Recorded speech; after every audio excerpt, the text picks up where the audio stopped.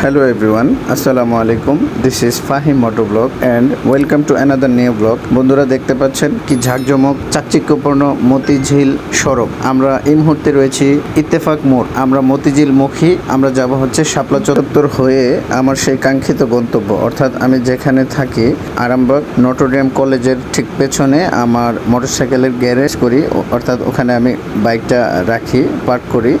আমি থাকি হচ্ছে তার পাশের বিল্ডিংয়ে। এনিওয়েজ আমি থাকি মূলত মতিঝিল আরামবাগে। তো যাই হোক, আপনারা যারা আমার শুভাকাঙ্ক্ষী রয়েছেন, আমার পরিচিত মুখ রয়েছেন, তারা নিশ্চয়ই জানেন টুকটাক রাইড করি, শখের বসে কিছু ব্লগ ভিডিও বানাই। আমি মূলত প্রফেশনাল ব্লগার নই, আমি জাস্ট শখের বসে টুকটাক ব্লগ করি এবং সেই ব্লগগুলো আমি আমার বন্ধুদের মাঝে শেয়ার করি। এটা জাস্ট একটা স্মৃতি কিংবা একটা স্মৃতির ডায়েরি বলতে পারেন। আমি মূলত অবসর সময় কোথায় ঘুরি, কোথায় কি করি, আমার এই শহরের সৌন্দর্য টুকটাক তুলে ধরার চেষ্টা করি। এখানে বেসিক কোনো ইনফরমেশন আমি হয়তো দিতে পারি না, রোডের বেসিক কোনো ইনফরমেশন দেওয়াটা আরও বেস্ট ছিল বা বেস্ট হতো। অ্যাকচুয়ালি আমি ট্রাই করতেছি, আমি চেষ্টা করব টুকটাক রোডের বেসিক ইনফরমেশন দেওয়ার জন্য। আমি মূলত এই ব্যাপারে খুব একটা এক্সপার্ট নই, তো টুকটাক ভিডিও দিতেছি। এর মধ্যে দিয়ে আমি চেষ্টা করব আগামীতে ভিডিওর মধ্যে রোডের ব্যাপারে বেসিক কোনো ইনফরমেশন শেয়ার করার জন্য। তাই আমি আশা করব আমার সকল এক্সপার্ট বন্ধুরা আমাকে